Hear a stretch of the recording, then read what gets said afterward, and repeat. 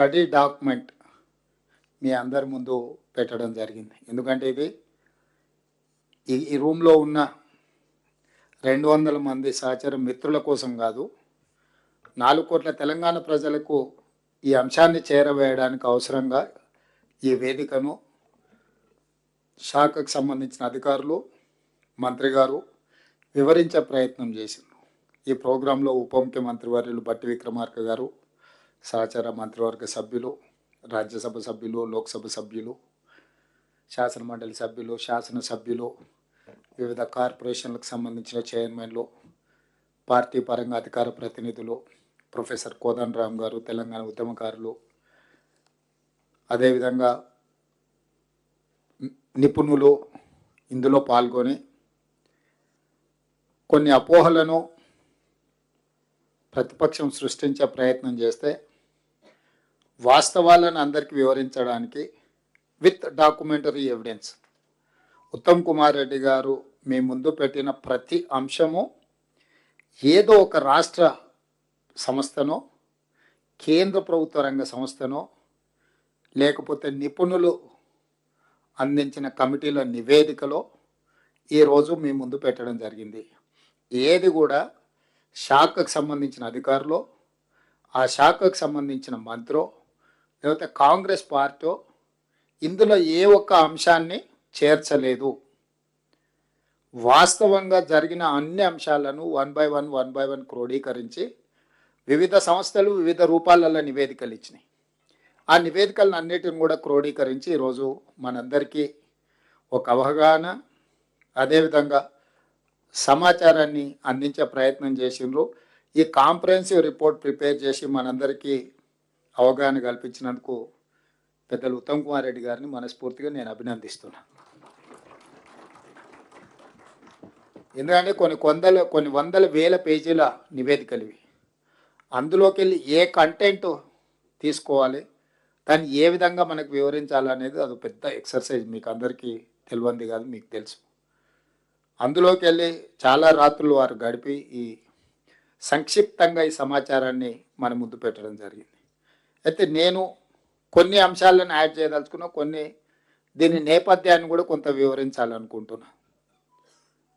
Doctor YS Rajasekhara Reddy గారు జలయజ్ఞంలో భాగంగా ఆనాడు ప్రాణహిత ఆదిలాబాద్ మహారాష్ట్ర సరిహద్దులో తుమ్మిడిహెట్టి దగ్గర ప్రాజెక్టును నిర్మించి చేవెళ్ళ వరకు, రంగారెడ్డి జిల్లా చేవెళ్ళ వరకు నీటిని తరలించాలని, ఆ క్రమంలో ఆదిలాబాద్, కరీంనగర్, నిజామాబాద్, మెదక్, రంగారెడ్డి, నల్గొండ ఈ అన్ని జిల్లాల ఆయకట్టు సాగునీరు, తాగునీరు, అదేవిధంగా పరిశ్రమలకు కూడా నీళ్లను కేటాయించుకుంటూ 16,40,000 ఎకరాలకు నీళ్లు అందించాలని ఆనాడు ఈ బృహత్తరమైన ప్రాజెక్టును వారు చేపట్టి ప్రాణహిత చేవెళ్ళ సుజల స్రవంతి అని ఆ రోజు ప్రాజెక్టుకి పేరు పెట్టడం జరిగింది. 2008లో టెండర్లు పిలిచి 2009లో పనులు ప్రారంభించారు. ఆ తర్వాత కాకా వెంకటస్వామి గారు రాజశేఖర రెడ్డి గారికి, కేంద్ర ప్రభుత్వానికి విజ్ఞప్తి చేసి ఈ ప్రాజెక్టుకు డాక్టర్ బిఆర్ అంబేద్కర్ ప్రాణహిత చేవెళ్ళ ప్రాజెక్టుగా ఆ రోజు నామకరణం చేసే విధంగా కాకా వెంకటస్వామి గారి విజ్ఞప్తి మేరకు ఆనాడు ఉమ్మడి ఆంధ్రప్రదేశ్ ప్రభుత్వం దీన్ని డాక్టర్ బిఆర్ అంబేద్కర్ ప్రాణహిత చేవెళ్ళ ప్రాజెక్టుగా పేరు మార్పు చేయడం జరిగింది.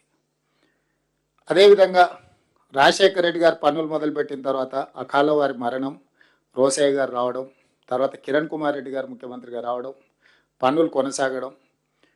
2012 మే నెలలో కిరణ్ కుమార్ రెడ్డి గారు ఉమ్మడి ఆంధ్రప్రదేశ్ ముఖ్యమంత్రిగా మహారాష్ట్ర ముఖ్యమంత్రి పృథ్వీరాజ్ చవాన్ గారితో ఒక ఒప్పందం చేసుకున్నారు. తుమ్మిడిహెట్టి దగ్గర నిర్మించే ప్రాజెక్టు 152 మీటర్ల ఎత్తున నిర్మించాలని మన సాంకేతిక నిపుణులు వీళ్ళందరూ కూడా నివేదికలు ఇచ్చారు. అట్లా చేస్తే మనకు దాదాపుగా 160 టీఎంసీల నీళ్లను తీసుకోవడానికి వస్తుంది. చాలా వరకు లిఫ్టులు లేకుంటే గ్రావిటీతోనే నీళ్ళు అందించే అవకాశం ఉంటుంది. అక్కడక్కడ కొన్ని లిఫ్టులు వచ్చినా చాలా తక్కువ విద్యుత్ వినియోగం ద్వారా 16,40,000 ఎకరాల ఆయకట్టుకు ప్రాజెక్టు నిర్మించాలని ప్రాథమికంగా ఆ రోజు పృథ్వీరాజ్ చవాన్, ఉత్తమ్ కుమార్ రెడ్డి గారు మన 152 మీటర్లు అడిగితే వాళ్ళు 148 మీటర్లకు ఒప్పుకున్నారు.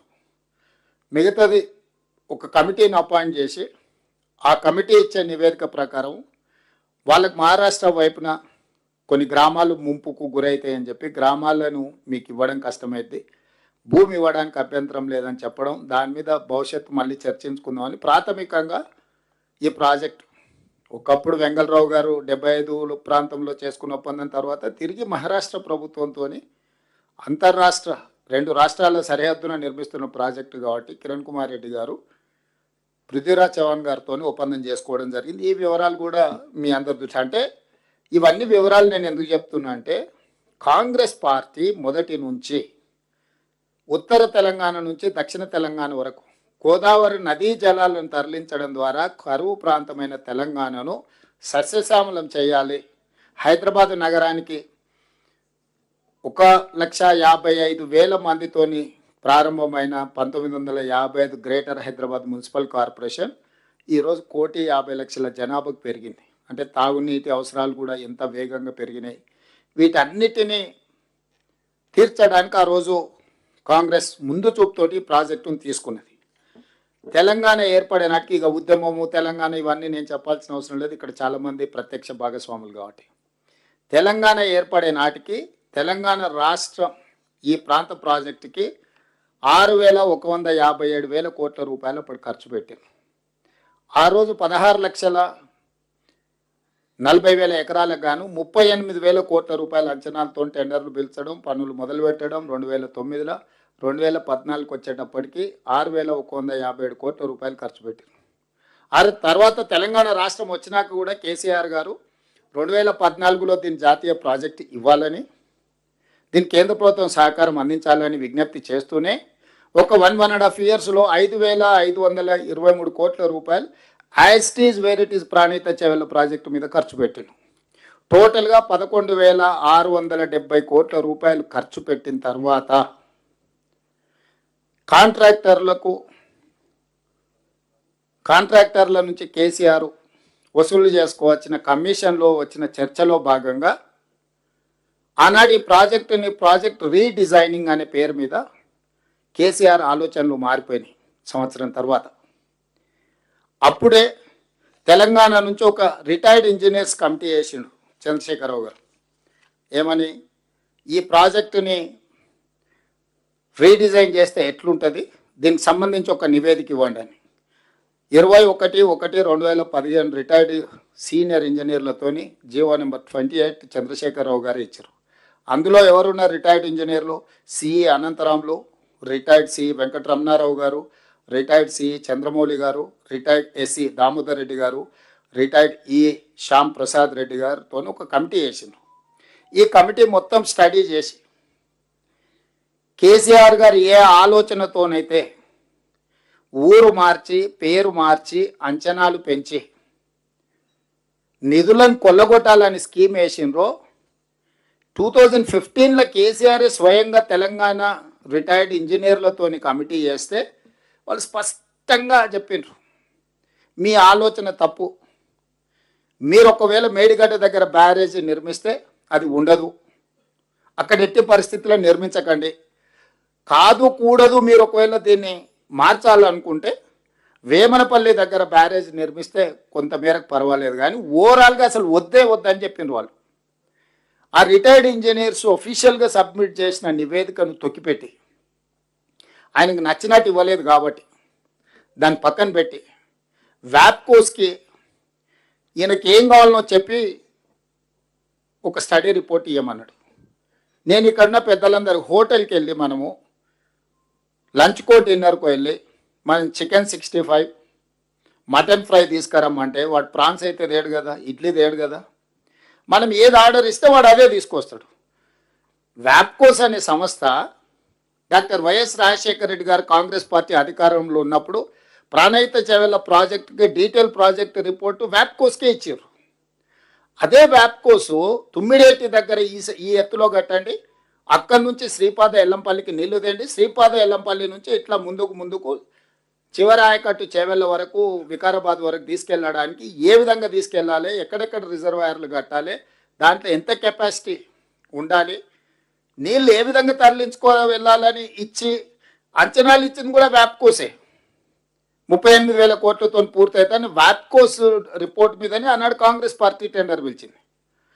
అదే వ్యాప్కోస్కి కేసీఆర్ గారు మళ్ళిచ్చి నేను మేడిగడ్డ దగ్గర, అన్నారం దగ్గర, సుందిల దగ్గర బ్యారేజీలు కట్టదలుచుకున్నా, పంపులు లిఫ్టులు పెట్టదలుచుకున్నానంటే వాడు చెఫ్ లాంటోడు. నువ్వు ఏది ఆర్డర్ ఇస్తే వాడు అదే తయారు చేసి ఇస్తాడు. నువ్వు ఒకటి ఆర్డర్ ఇస్తే వాడు ఇంకొకటి ఇయ్యాడు కదా. నీ తెలంగాణ ఇంజనీర్లు తెలంగాణ పట్ల ఉన్న కమిట్మెంట్తో నీ ఆలోచన తప్పు. వాళ్ళు ఇంజనీర్లు, వాళ్ళు ఎక్స్పర్ట్స్. కేసీఆర్, కేటీఆర్, హరీష్లు ఎక్స్పర్ట్స్ కాదు. They may be experts in politics and manipulation. They are not experts in engineering or structural engineers కాదు. వాళ్ళు సివిల్ ఇంజనీర్స్ కాదు, స్ట్రక్చరల్ ఇంజనీర్స్ కాదు, లేకపోతే సాగునీటి రంగ నిపుణులు కాదు. ఇది ఏదీ లేదు. వాళ్ళకున్న నైపుణ్యం అంతా నిజం లాంటి అబద్ధాలు చెప్పి ప్రజలందరినీ మభ్యపెట్టి వసూళ్లు చేసుకోవడానికి ఎలక్షన్ కలెక్షన్ లాంటి దాంట్లో దే ఆర్ ఎక్స్పర్ట్స్. ఎవరైనా ఒప్పుకోవాల్సిందే, 100% మార్కులు వేయాల్సిందే. కోదండరామ్ గారిని పెట్టినా కూడా డిస్టింక్షన్ ఫస్ట్ ర్యాంక్ ఇవ్వాల్సిందే. ముగ్గురికి వంచాల్సి వస్తుంది ఫస్ట్ ర్యాంక్. అప్పుడప్పుడు చైతన్య నారాయణ ఒకటో ర్యాంక్ అని అందరి పేర్లు చదువుతారు చూడు. అందరికి సమానంగా మార్కులు వస్తే ఏం చేస్తారు? అందరికి ఒకటో ర్యాంకే ఇవ్వాల్సి వస్తుంది. ఆ ఇంట్లో ఉన్న వాళ్ళందరికీ ఒకటో ర్యాంకే వస్తుంది, అసలు ఏ ర్యాంకు తగ్గదు. సో ఆ ఎక్స్పర్ట్స్, ఈ ఎక్స్పర్ట్ ఇంజనీర్స్, రిటైర్డ్ ఇంజనీర్స్ ఇచ్చిన నివేదికను తొక్కిపెట్టి బయటికి ఇవ్వకుండా పెట్టి పక్కన పెట్టి వాళ్ళకి నచ్చినట్టు రాలేదు కాబట్టి తీసేసి తిరిగి వ్యాప్కోస్కి ఇచ్చేసి వ్యాప్కోస్తో రిపోర్ట్ తెప్పించుకొని 38,000 కోట్ల రూపాయల ప్రాజెక్టును 81,000 కోట్ల రూపాయలకు అంచనాలు పెంచారు. ఇప్పుడు మన ఇంజనీర్ గారు 2016లో 17లోనో రిపోర్ట్ డిపిఆర్ ఇచ్చింది అంటున్నారు కదా.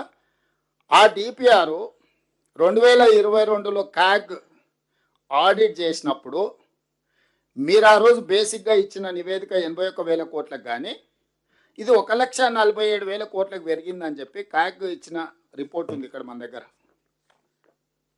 The cost of Kaleshwaram project is now likely to exceed 1,47,427.41 crore against the cost of 81,911.01 crore projected to CWC. సిడబ్ల్యూసీకు సెంట్రల్ వాటర్ కమిషన్కి వాళ్ళు ఇచ్చినప్పుడు 81,000 కోట్లకి ఇచ్చింది. కానీ ఈ నివేదిక ఇచ్చే టైంకి మళ్ళీ డిస్ట్రిబ్యూటరీస్ లేవు, ఏం లేవు, పంపులు లిఫ్టులు, ఆయకట్టు పెరగలే. విచిత్రం ఏంటంటే నీళ్లు పెరగలేదు, ఆయకట్టు పెరగలేదు, ఏది పెరగలే. ఊరు పేరు అంచనాలు మారి తుమ్మిడేటి దగ్గర ఉన్నది మేడిగడ్డ దగ్గరకు వచ్చింది, అన్నారం వచ్చింది, సుందేళ్ళు వచ్చింది. 38,000 కోట్ల కాస్త 1,47,000 కోట్ల పైగా మారింది. ఈ రోజు లెక్కలేస్తే ఇదంతా 2022 కాళేశ్వరం దేని మీద క్యాగ్ ఆడిట్ చేసి ఇచ్చిన నివేదిక. ఇది కూడా మనం చెప్తున్నది కాదు, క్యాగ్ ఇచ్చిన నివేదిక. సో ఇట్లా పెంచి పోని ఇంత తిన్నా నాణ్య డిజైన్లో, ప్లానింగ్లో, డిజైన్లో, కన్స్ట్రక్షన్లో, ఆపరేషన్ అండ్ మెయింటెనెన్స్లో నాణ్యత పాటించి ఉంటే ఈరోజు మనం చర్చించుకునే పరిస్థితి కూడా రాకపోతుండే. లోపభూయిష్టంగా ప్లానింగ్, అసలు డిజైన్లో దాని టెక్నికాలిటీ లేకపోవడం. ఎందుకంటే చాలా సందర్భాలలో కేసీఆర్ గారు స్వయంగా చెప్పారు, నా మెదడు రంగరించి అందులోకి వెళ్ళి 80,000 పుస్తకాలు చదివి ఈ మొత్తం డిజైన్లు చేసిన నేను, ఇది నా బ్రెయిన్ చైల్డ్ అని చెప్పి అఫీషియల్లీ కేసీఆర్ గారు క్లెయిమ్ చేసుకున్నారు. అంటే ఏ ఇంజనీర్కి కూడా ఈ ఇంజనీర్లు డిజైన్ చేసిందని గుర్తింపు కూడా ఉండాల్సిన అవసరం లేదన్నట్టుగా కేసీఆర్ గారు స్వయంగా మాట్లాడినట్టునే మీరు అందరు కూడా విన్నారు. మరి ఆయన మేధాశక్తినంతా మానసపుత్రిక హరీశ్వరరావును పోయిన గవర్నర్ గారు, ఈయన హరీశ్వరరావు గారు, ఈయన కాళేశ్వరరావు అని సర్టిఫికేట్ ఇచ్చిండు ఆయనకు. ఓపెనింగ్కి పోయి నరసింహన్ గవర్నర్ గారు పాపం ఆయగారు ఈయన మాటలు నమ్మి ఈ అబద్ధాల రావులు అని అందరినీ కలిసి. సో నేను అనేది ఏంటంటే ఇన్ని రకాలుగా చేసి ఈరోజు అంచనాలు పెంచి ఈ ప్రాజెక్టు వాళ్ళు మొదలు పెట్టి 2019 జూన్ 21 నాడు ప్రారంభించారు. వీరితో పాటు పక్క రాష్ట్ర ముఖ్యమంత్రి గారిని పిలుచుకున్నారు, యజ్ఞాలు చేసిండు, యాగాలు చేసిండు. ఇవన్నీ చేసిన చిత్తన్ శివుడి మీద భక్తి చెప్పుల మీద ఉన్నట్టు ఆయన ఆలోచనలు ఎంతసేపు ఉన్నా దీంట్లో ఎట్లా కొల్లగొట్టాలనే ఆలోచనతోని హడావిడిగా దీన్ని చేసి దీన్ని ప్రారంభిస్తే ఎగ్జాక్ట్గా రమణారెడ్డి అనే ఒక అధికారి, B V Ramana Reddy, project executive engineer, 18/5/2020 project ఎప్పుడు ప్రారంభించారు? 2019 జూన్ 21. సంవత్సరం తిరిగే లోపలనే క్లియర్గా మేడిగడ్డ బ్యారేజ్ నిర్మాణం లోపాలన్నీ బయటపడ్డాయి. మేడిగడ్డ బ్యారేజ్ వద్ద సీసీ బ్లాక్ల డ్యామేజ్లను వెంటనే సరిచేయాలి. కాలేజ్ అదేవిధంగా ఇందులో రిపేర్ చేయకపోతే ప్రమాదం ఉందని బివి రమణారెడ్డి అని ఒక project executive engineer with in a year, project engineer క్లియర్గా ఎలాంటి మిగతా సంస్థలకు లేఖ రాసిండు. అయ్యా, మీరు ప్రారంభించిన ప్రాజెక్టు దెబ్బతిన్నది, దీన్ని ఇమ్మీడియట్గా రిపేర్ చేసి రిస్టోర్ చేయకపోతే ఇది మొత్తానికే కొంప మీదకి వస్తుందని అధికారి అప్పుడే గుర్తించండు. ఇదేదో 2023లోనో 2024నో లేకపోతే ఉత్తమ్ కుమార్ రెడ్డి గారు, రేవంత్ రెడ్డి గారు గుర్తించింది కాదు. చంద్రశేఖరరావు గారు అపాయింట్ చేసుకున్న ప్రాజెక్ట్ ఎగ్జిక్యూటివ్ ఇంజనీర్, అటు మేడిగడ్డ వర్క్ చేసే ఇంజనీర్ ఎలాంటికి స్పష్టంగా 18/5/2020 ప్రాజెక్టు ప్రారంభించిన 11 నెలల్లోనే ఇందులో లోపాలు ఉన్నాయి, దీంట్లో సమస్య ఉన్నది, దీన్ని తక్షణమే రిపేర్ చేయండి అని లెటర్ రాస్తే ఆ కంపెనీ రిపేర్స్ చేయలే. ఎందుకంటే ఇవ్వాల్సిన దానికంటే ఎక్కువ కమిషన్లు ఇచ్చిన, ఇంకా ఇదే చేసుడు ఎక్కువ, ఇంకా మళ్ళీ రిపేర్ ఒకటి చేసుకుంటే కూర్చుంటాడా అని చెప్పి వాడు నాకేంది నువ్వు చెప్పేదని వాడు అసలు పట్టించుకోలే. సో ఈ ప్రాజెక్టులో మీ అందరికీ నేను ఇచ్చే సమాచారం ఏంటంటే 19లో ప్రారంభిస్తే 20లోనే సమస్య వచ్చింది. ఇమ్మీడియట్గా దాన్ని రిపేర్ చేయలే. రిపేర్ చేయకపోవడం వల్ల డే బై డే అది పెరిగి పెద్దదై అది పూర్తిగా కుప్పగూలే పరిస్థితి వచ్చింది. దీంట్లో ఈరోజు అదేవిధంగా 20లో అట్లా జరిగింది. ఇప్పుడు కన్నెపల్లి పంప్ హౌస్ దగ్గరకు పోయింది. ఇక కన్నెపల్లి ఎంత సుఖమైందా అంటే 2022 జూలై 14 గోదావరిలో వరద వస్తే కన్నెపల్లి అన్నారం పంప్ హౌజులు రీటైనింగ్ వాల్, పంప్ హౌజ్ ఇక్కడ కడితే గోదావరి జలాలు ఇందులోకి రాకుండా గోడ అడ్డం కడితే అది నాణ్యత లేకపోవడం వల్ల కుప్పగూలితే మొత్తం కన్నెపల్లి పంప్ హౌజ్ ఫోటోలు చూపిస్తున్నాం మీకు. ఇది నీళ్లు నిండిపోయింది, ఇది లోపల మిషన్లు మొత్తం. కెమెరా క్లోజప్ తీసుకురా. ఈరోజు కన్నెపల్లి అని చెప్తున్నాడు కదా, ఇగో ఇది కన్నెపల్లి పంప్ హౌస్. ఇది ఎప్పుడు 2022లోనే ఈ పంప్ హౌజ్లకు అడ్డంగా కట్టిన గోడ, నీళ్లు రాకుండా కట్టిన గోడ ఒక్కసారిగా గోదావరి జలాలు ఉధృతి పెరగానే ఆ గోడ కుప్పగూలి మొత్తం నీళ్లు పంప్ హౌజ్లోకి వస్తే ఇవి కొన్ని మీటర్ల ఎత్తు నీళ్లు నిండినాయి. ఇది మొత్తం పంపులు, లిఫ్టులు, మోటార్ల పరిస్థితి ఇది మీకు చూపిస్తే మంచిది. సో ఇప్పుడు దీంట్లో ఉన్న పరిస్థితి ఇది. కాబట్టి ఒకవేళ మీకు చూపిస్తే, అంటే నేనేమంటున్నానంటే ఇది ఒక్కరోజు ఒక్కటేసారి వచ్చిన సమస్య కాదు. 20లో బ్యారేజ్ల దగ్గర సమస్య వచ్చింది, 22లో పంప్ హౌజ్ల దగ్గర సమస్య వచ్చింది, 23 వరకు పట్టించుకోకపోవడం వల్ల 2023 అక్టోబర్ 21న 4 ఏళ్ళకి, అంటే కట్టి మొత్తంలో 7వ బ్లాక్ దగ్గర ఉండే పిల్లర్స్ 19, 20, 21 6 పిల్లర్స్ కూలిపోయినాయి. కూలడానికి కారణం ఏంటంటే నేను ఊరు భాషలో చెప్తా. మనం ఇల్లు కట్టేటప్పుడు ఊర్లో ఉండే మేస్త్రి కూడా బునాది దొంగతాడు. బునాది గట్టివాడే వరకు గుంత దొంగతాడు. ఒకసారి లూజ్ మట్టి ఉంటే బునాది 10 ఫీట్లకు పోతుంది. కింద హార్డ్ రాక్ వచ్చి ఏదన్నా వస్తే మనం 3 ఫీట్లో 4 ఫీట్లో బునాది దోవి దాన్ని ఒక బేస్ చేసి దాని నుంచి పిల్లర్లు ఎత్తాం. మనం ఎన్ని ఫ్లోర్లు ఎత్తుబోదలుచుకుంటాం దాని లెక్క బట్టి భూమిలో బునియాది చేస్తాం. ఇక్కడ మేడిగడ్డ కానీ, అన్నారంలో కానీ, సుందిళ్లలో కానీ ఎక్కడైతే బ్యారేజీలు కట్టాలనుకున్నారో భూమిలో పరీక్షలు చేయలేదు. సరార్థర్ కాటన్ అప్పుడు అక్కడ బ్యారేజ్ కట్టినప్పుడే ఆయన ఇక్కడి వరకు చేసి ఇచ్చంపల్లి వరకు సర్వే చేసి ఇచ్చంపల్లి దగ్గర కడితేనే ఉంటుంది. ఇక్కడ ఎక్కడ కూడా ఈ భూమి బ్యారేజీలు కట్టడానికి ఇది సరైన ప్రాంతం కాదు అని చెప్పి సరార్థర్ కాటన్ ఆ రోజుల్లో నివేదిక ఇచ్చిండు. ఇచ్చంపల్లి వరకు అక్కడి నుంచి చేసుకుంటూ వచ్చి. సో సాంకేతిక నైపుణ్యం లేని రోజుల్లోనే సరార్థర్ కాటన్ అనేవాడు ఈ ఏరియాలలో ఎక్కడ కట్టినా నిలబడదు, అక్కడ ఉండే అంటే వాటర్ వెలాసిటీ స్పీడ్ కావచ్చు, ఉధృతి ఎక్కువ ఉన్న దగ్గర నువ్వు అడ్డం కడితే అది వచ్చే స్పీడ్కి నువ్వు కట్టే స్ట్రక్చర్స్ తట్టుకోవడం కూడా కష్టం. కొన్నిసార్లు భూమి లూజ్ సాయిల్ ఉంటుంది, ఊర్లో సౌటపొలం అంటాం, లూజ్ సాయిల్ ఉంటుంది ఇల్లు కట్టుకునేటప్పుడు. ఆ లూజ్ సాయిల్లో మనం కట్టాలనుకుంటే ఎక్కువ లోపడిపోతాం. లేదనంటే కింద దాన్ని తట్టుకునేటట్టు మొత్తం కింద బేస్ తయారు చేసి దాని మీద నుంచి పిల్లర్ లేపుతాం. సో ఇక్కడ కేసీఆర్ హడావిడి, ఆయనకు అర్జెంటుగా 1000 కోట్లు కావాలి, 2-3 ఏళ్ళలోనే దీన్ని మొత్తం చేయాలి, 2-3 వేలలోనే 1000 కోట్లు సంపాదించుకోవాలని తోటి ఆయన బునియాదిలో ఉన్న భూమి యొక్క పటిష్టతను అసలు లెక్క చేయలే. అదే చెప్పిండ్రు ఎక్స్పర్ట్స్. ఈయన ఏం చేసిండు, కొంత లోపలికి పోయిండు, ఇంకా కింది ఇసుకనే ఉంది, ఇక్కడికే ఆపేసి ఇక్కడ నుంచి నిర్మించిండు, అన్ని కట్టేసిండు. ఓదానికోటి లింక్ ఉన్నది కాబట్టి కొంతకాలం ఇట్లా ఆగింది. ఆగిన తర్వాత ఈరోజు మీకు మేడిగడ్డ దగ్గర ఉన్న రిజర్వాయర్ కెపాసిటీ 16 టీఎంసీలు, ఆ తర్వాత అన్నారం 10 టీఎంసీలు, ఆ పైన 8 టీఎంసీలు దాని హయ్యెస్ట్ కెపాసిటీ.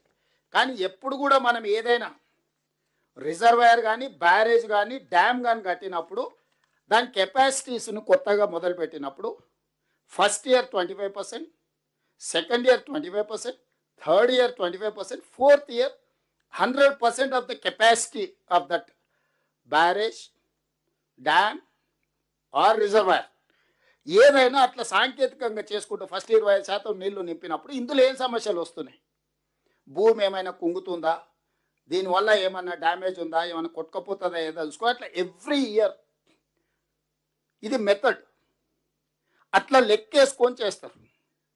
సో చంద్రశేఖరరావు గారు 16 టీఎంసీల నీళ్లు ఇట్లా పెద్ద ఎత్తున కనిపించేటట్టు దాంట్లో నీళ్లు నిండా నింపి పెట్టి బస్సులలో అందరినీ తీసుకుపోయి చూపించండి ఎలక్షన్ల ముందర. మీకు అందరు గుర్తుండాలి, ఊర్లలో నుంచి బస్సులు వేసి రైతులందరినీ తీసుకెళ్తున్నాను, రోజు జాతరలాగా తీసుకెళ్ళి వాళ్ళకి చూపించడానికి ఆయన సముద్రాన్ని వీడికి తెచ్చినాన్ని భ్రమలు కల్పించడానికి. బ్యారేజ్ అనేది ఇంతకుముందు ఉత్తమ్ కుమార్ రెడ్డి గారు చెప్పినట్టు వాటర్ డైవర్షన్, అంటే water maybe left, water maybe divert చేయడానికే బ్యారేజ్. శ్రీశైలం, నాగార్జున సాగర్ రిజర్వాయర్లు అంటే నీటి నిల్వ చేస్తాం, నీటిని వినియోగించుకుంటాం. రిజర్వాయర్ ఆర్ డ్యామ్ అంటే నీళ్లు నింపుకొని అవసరం మేరకు కొంత వాడుకుంటూ ఏ రకంగా తీసుకోవాలో చేసుకుంటాం. బ్యారేజ్ అంటే సింపుల్ వచ్చే నీళ్ళకు అడ్డుకట్ట కట్టి ఆ నీళ్లు లిఫ్ట్ చేయడానికి అవసరమైన పంపులు లిఫ్ట్ చేయడానికి అవసరమైనంత స్టోరేజ్ పెట్టుకొని టకా ఎట్లా ఫ్లడ్ వస్తుందో అట్లా ఎత్తుకొని అవతలకు పోసుకుంటాం. సో ఇక్కడ కూడా మేడిగడ్డలు ఎత్తి అన్నారంలో పోస్తాం, అన్నారంలో ఎత్తి సుందిళ్ళలో పోస్తాం, సుందిళ్ళలో ఎత్తిన నీళ్లు శ్రీపాద ఎల్లంపల్లిలో పోస్తాం. అంటే మీకు మేడిగడ్డ కింద ఆయకట్టు లేదు, అన్నారం కింద ఆయకట్టు లేదు, సుందిళ్ళ కింద ఆయకట్టు లేదు. ఇవన్నీ ఏంటంటే సైపనింగ్ సైమల్టేనియస్గా పనిచేయాలి. ఏ ఒక్కటి ఆగిపోయినా కూడా నువ్వు ఎత్తలేవు, పోయలేవు. మేడిగడ్డలు ఎత్తి కన్నెపల్లి పంప్ హౌస్ ఎత్తి నీళ్లు పోయంగానే అన్నారం దగ్గర ఉండే పంప్ హౌస్ ఎంబడే ఎత్తి మళ్ళీ సుందిళ్ళలో పోస్తే సుందిళ్ళలో ఉన్న పంపులు ఎత్తి శ్రీపాదేలంపల్లిలో పోయాలి, శ్రీపాదేలంపల్లి నుంచి ముందుకు నీళ్లు కాలువల ద్వారా ఇవ్వాలి. ఇది దీని స్టైల్ ఆఫ్ అంటే ఫంక్షనింగ్ యొక్క రూపకల్పన. ఎప్పుడైతే మేడిగడ్డను పెద్దగా చూపించి బంగాళాఖాతాన్ని మంతనికి తీసుకొచ్చిన భ్రమలు కల్పించడానికి భూమిలో లేయర్స్ పొరలు ఉన్నప్పుడు ఆ భూమి అనేది కిందికి కుంగింది. ఎప్పుడైతే ఇది కుంగిందో ఈ బ్యారేజ్ కింద పిల్లర్స్, ఇప్పుడు సీకెంట్ పైల్ టెక్నాలజీ అన్నాడు కదా, పిల్లర్స్ లాగా కట్టారు కదా ఇట్లా అన్ని వరుస పెట్టి, భూమి ఎప్పుడైతే తగ్గిందో ఈ పిల్లర్ ఈయన నిలబడిపోయింది, కిందున్న భూమి కిందికి పోయింది. కిందికి భూమి ఎప్పుడైతే పోయిందో ఇందులో నీళ్ళు యువతలకి బయటకు వచ్చినాయి. ప్రెషర్కి వాటరు ఇది ఇట్లనే ఉంది, దీని కింది నుంచి ఇసుక మొత్తం పోయి యువతలకి నీళ్ళు వచ్చినాయి. అప్పుడప్పుడు మనము కాలువ కట్టున్న కింది నుంచి నీళ్ళు పోతాయి కదా, లూజ్ ఉంటే ఎలకలు పొక్కలు పెట్టినప్పుడు వ్యవసాయం చేసే వాళ్ళు చాలామంది గిట్లు ఉంటే ఎలకలు పొక్క పెడితే నీళ్ళు ఇడవంగానే అందుకే వెళ్ళిపోతాయి నీళ్ళు. మొత్తం ఇసుక మీద ఈయన బ్యారేజ్ కట్టిండు, ఆ ఇసుక మేడలు కట్టిండు. ఈ ఇసుక మేడలు ఎప్పుడైతే కట్టిండో యువతల నీళ్లు 16 టీఎంసీలు ఎప్పుడైతే నింపిండో రోజుల కొద్ది అట్లే ఉంచిండో దాని మీద ఎప్పుడైతే వెయిట్ అధికంగా బరువు అధికంగా పడ్డదో భూమి అనేది సెటిల్ అయిపోయింది. మధ్యలో పొరలు ఉన్న భూమి అంతా కన్సాలిడేట్ అయిపోయింది. ఎప్పుడైతే కన్సాలిడేట్ అయిందో ఈ పైల్స్ కింద ఉన్న పైల్స్కి భూమికి గ్యాప్ వచ్చేసింది. ఎప్పుడైతే గ్యాప్ వచ్చిందో ఇందులో నుంచి నీళ్ళు యువతలకి వెళ్ళినాయి. ఎప్పుడైతే నీళ్ళు వచ్చినో యువతలు ఉన్న స్ట్రక్చర్స్ అని కొట్టుకుపోయినాయి. ఎప్పుడైతే ఈ బ్యారేజ్లు వరుసగా ఇంత పెద్దది ఉంది కదా, ఏడైతే ప్రెషర్ పడి నీళ్లు పోయినో ఏడ కింద పోయిందో ఇది కిందికి పోయింది. అదే 19th pillar 1.5 metres with in డేస్లో కిందికి కుంగిపోయింది. ఇట్లా ఉండాల్సింది. ఎప్పుడైతే కిందికి కుంగిపోయిందో గేట్ల అలైన్మెంట్, బ్రిడ్జ్ బ్యారేజ్ అలైన్మెంట్ ఎప్పుడైతే తప్పిందో గేట్ల అలైన్మెంట్ తప్పింది. గేట్ల అలైన్మెంట్ ఎప్పుడైతే తప్పిందో అవి తెరుచుకోనికే మూసుకోనికే లేకుండా పోయినాయి. దాంతో ఆరేడు మొత్తం ఉన్న 2 కిలోమీటర్లలో ఉన్న పిల్లర్స్లో ఇది పోయింది. ఇప్పుడు కేసీఆర్ అంటాడు కానీ 4 పిల్లర్లు కుంగిపోతే ఏమైందని. వెన్నుపూసల 4 పూసలు పోయినాయి అనుకో. ఈ కాళేశ్వరం ప్రాజెక్టుకు మేడిగడ్డ బ్యారేజ్ అనేది వెన్నుపూస లాంటిది గోదావరి జలాల ఎత్తిపోతలకు. మీరు సింపుల్గా అర్థం చేసుకొని, ఒక మనిషికి కాలుకు దెబ్బ తగిలినా, చేతికి దెబ్బ తగిలినా, కన్నుకు దెబ్బ తగిలినా, ఒక కాలు లేకున్నా లేచి నడవచ్చు, కుట్టుకుంటానే నడవచ్చు. కానీ వెన్నెముకలో వెన్నుపూసలో 4 పూసలు దెబ్బతింటే ఇంకా వాడు చేసేది ఏం లేదు, మంచంలో ఎల్లెలకలు అనుకో చూడాలి ఏం జరుగుతుందో అంతే. ఇప్పుడు ఈ గోదావరి ప్రాజెక్టు మేడిగడ్డ అనేది గోదావరి ప్రాజెక్టులో వెన్నుపూస దెబ్బతిన్నది. ఇక చేసేది ఏంది లేదు, జరుగుతున్న చూడాలి. అట్లా వస్తుంటాయి నీళ్ళు, ఇట్లా పోతుంటాయి. దీన్ని ఇట్లా ఆపినావు అనుకో, 80,000 పుస్తకాలు చదివిన మేధావి 9.5 ఏళ్ళు కష్టపడి ఆపితే 3 ఏళ్ళలో కట్టిన కాళేశ్వరం కూలేశ్వరం అయి కుప్పగూలింది. మళ్ళీ ఇప్పుడు వచ్చి ఇంకొక వారం రోజులు నాకు ఈ రాయి నా తడాక చూపిస్తా అంటుడు. పోని ఆయన వచ్చి అడిగిండా? ఆయన రాడు. ఈ మిడిమిడి జ్ఞానం ఉన్న వాళ్ళందరినీ తోలుతున్నాడు. ఇక మీరు అడిగిరా పూర్ణస్తుతం ఏమంటాడు అని. మనం ఇంట్లో వాళ్ళనో వీళ్ళనో విలుచుకరా పండిత పిల్లలు పంపిస్తుంది చూడు, పోయి పతాలు ఆడుకునే వాళ్ళు ఊరలారే వాడు ఉండడం జామేరు రాని పిల్లల్ని తోలుతారు చూడు. కేసీఆర్ ఈ మిడిమిడి జ్ఞానం ఉన్న వాళ్ళని తోలి ఏది పడితే అది మాట్లాడి ఈరోజు ఈ పరిస్థితికి తీసుకొచ్చింది. ఇందులో పోని మనమేమన్నా చేసినామా? 2023 అక్టోబర్ 21 నాడు, October 22 project AE Mahadevpur police స్టేషన్లో ఎఫ్ఐఆర్ చేసింది. అని మేము కేసు పెట్టలేదు. ప్రాజెక్టు కుప్పగూలిపోయిందని చెప్పి ఎఫ్ఐఆర్ చేసిందే కేసీఆర్ గవర్నమెంట్. మహదేవ్పూర్ పోలీస్ స్టేషన్లో ఇది కుప్పగూలిందని ఫస్ట్ కేసు పెట్టింది కూడా వాళ్ళే, ఎఫ్ఐఆర్ చేసింది వాళ్ళ హయాంలోనే. మనం కూడా ఏం పోలీస్ కేసు పెట్టలే.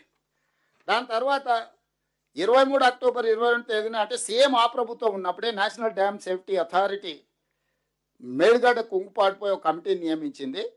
వాళ్ళు నవంబర్ 1 నాడు ఎన్డీఎస్ఏ నివేదిక ఇచ్చారు, ప్రిలిమినరీ నివేదిక. ఇది నివేదిక మొత్తం ఉత్తమ్ సార్ చెప్పిండు. ఇక్కడ ఈ నివేదిక అంత ఉంది క్లియర్గా, అందులో బేసిక్స్ మొత్తం ఈ నివేదికలు ఇచ్చేసారు. ప్రధానంగా వాళ్ళు చెప్పింది ఏంటంటే 19వ పిల్లరు 1.256 మీటర్లు ఆల్రెడీ భూమిలో గుంగిపోయింది. దీంట్లో ప్లానింగ్, డిజైనింగ్, నాణ్యతను నియంత్రించలేదు మరియు నిర్వహణ లోపాల వల్లని పిల్లర్లు కుంగిపోయినాయి. అంటే ఏ ఒక్క దాంట్లో కూడా వీళ్ళు పాటించాల్సిన నిబంధనలు పాటించలేదు.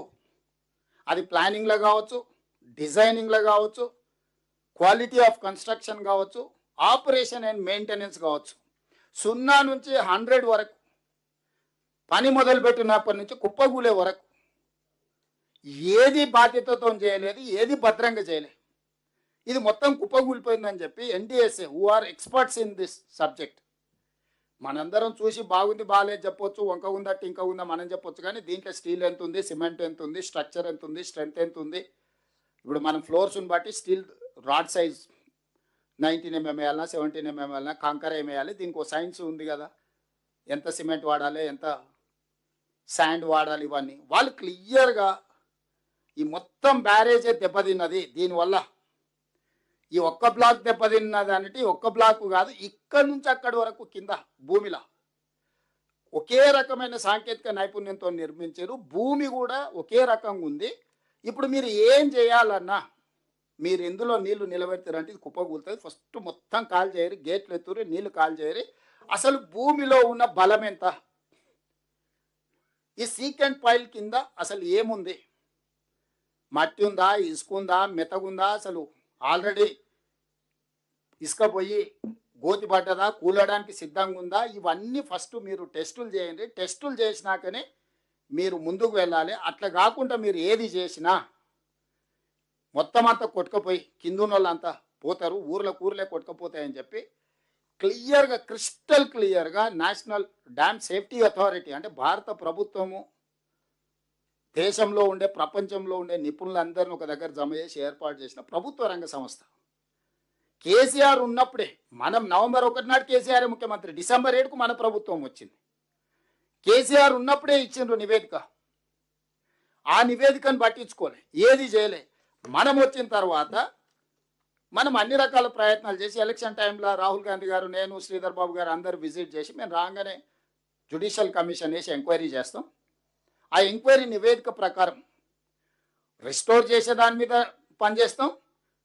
ఈ తప్పులకు కారణమైన వాళ్ళని శిక్షించడానికి ప్రభుత్వం తీసుకోవాల్సిన చర్యలు తీసుకుంటుందని సుప్రీంకోర్టు జస్టిస్ పనిచేసిన పిసి ఘోష్, మనం యాక్చువల్గా సిట్టింగ్ జడ్జిని అడిగినాం హైకోర్టుని, మేము సిట్టింగ్ జడ్జిని స్పేర్ చేయలేము, మా దగ్గర జడ్జిలు లేరు, మీరు రిటైర్డ్ జడ్జెస్ని ఎవరినైనా కావాలంటే మేము ఇస్తామంటే పిసి ఘోష్ మనకు కమిషన్కి ఇచ్చిండ్రు. అతను ఎలాబరేట్గా అందరికి అవకాశాలు ఇచ్చి, నోటీసులు ఇచ్చి, పిలిచి, నాకు తెలిసి కోదండరామ్ సార్ కూడా వెళ్ళి డిపోజిషన్ ఇచ్చిండ్రు, చాలామంది ఎక్స్పర్ట్స్ ఇచ్చిండ్రు, చాలామంది ఆఫీసర్లు ఇచ్చిండ్రు, రిటైర్డ్ ఇంజనీర్లు ఇచ్చిండ్రు, కేసీఆర్ను, కేటీఆర్ను, ఆఫీసర్లను అందరినీ పదే పదే పిలిచిండ్రు. హరీష్ రావు వాళ్ళకి మనం ఇచ్చిన నివేదికలను కూడా లెటర్ పెట్టి తెప్పించుకున్నాడు. అన్ని రకాలు చేసినాక ఫైనల్గా ఆయన ఇచ్చిన రిపోర్టు ఏం చెప్పిండో కూడా ఉత్తమ్ సారు ఈరోజు చెప్పిండు.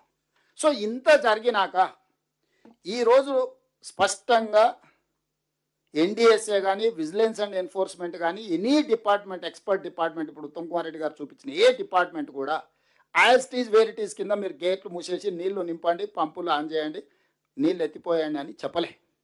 మీరు ఇవన్నీ టెస్టులు చేసే వరకు ఏది ముట్టుకున్నా జరిగే ప్రమాదంకి మీరే బాధ్యత వహించాల్సి వస్తుంది. ఇది ప్రమాదం జరగడానికి ఎక్కువ అవకాశం. Not only Medigadda, similar technology, similar సిస్టమ్లు ఉన్నాయి, అవి కూడా కొన్ని క్రాక్స్ వచ్చినాయి. మనం వచ్చినా కూడా నీళ్లు బుడగలు అవి వస్తే వాటిని కొంత ఏదో చేసే ప్రయత్నం చేసినాం. చివరికి వాళ్ళు ఇచ్చిన దాంతో అన్ని గేట్లు పైకి ఎత్తి పెట్టినాం. గోదావరి నుంచి వచ్చే నీళ్ళు చక్కగా కిందికి పోయేటట్టు, ఎందుకంటే ఆపితే నీళ్లు నిండితే దీని మీద బరువు పడితే భూమి లోపలికి పోతే ఉన్న బ్యారేజీలు కూలితే కింద ఉన్న భద్రాచలం వరకు కొట్టుకుపోతుంది. ఇది సింపుల్గా. సో దీన్ని దృష్టిలో పెట్టుకొని ఎంతైతే అంత వేగంగా దీని పనులు చేయాలని, ఇదేదో మేస్త్రీలను తీసుకొచ్చి కట్టేదైతే దబదబ తెచ్చి 4 ఇటుక పిల్లలు అడ్డం పెట్టి 4 ఇసుక బస్తాలు వేసేటోళ్ళం.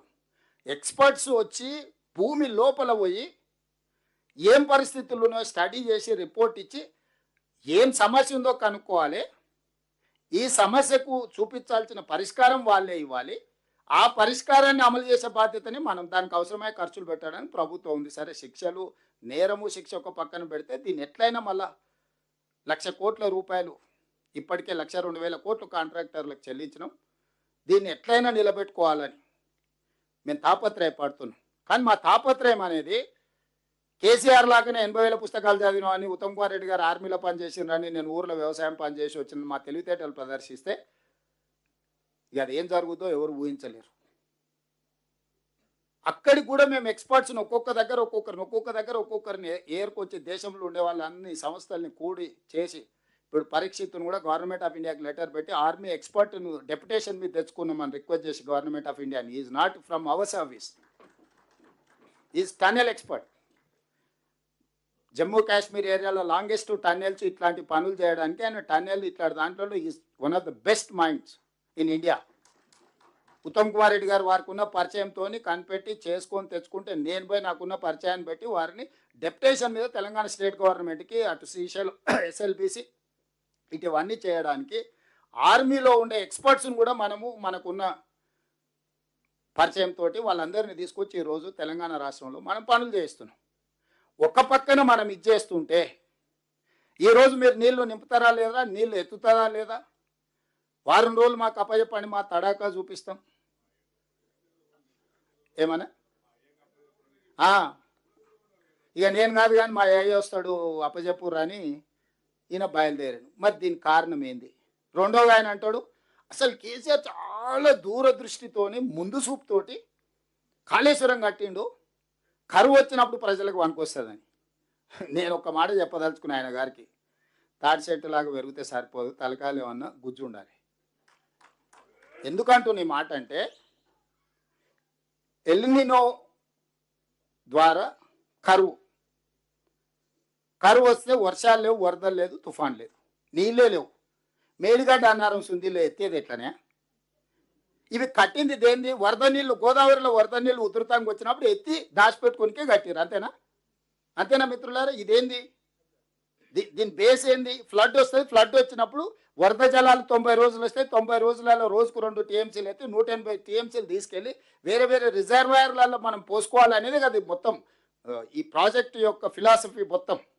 స్థూలంగా ఈ ప్రాజెక్ట్ యొక్క ఆలోచన, అంచనా, నిర్మాణం ఉధృతంగా వరద జలాలు వచ్చినప్పుడు ఆ వరద జలాలు పోయి బంగాళాఖాతంలో కలవకుండా ఎంబడెంబడి వెతుకొని పక్కకు తీసుకెళ్ళి దాచిపెట్టుకోవాలనేది పెట్టినాం.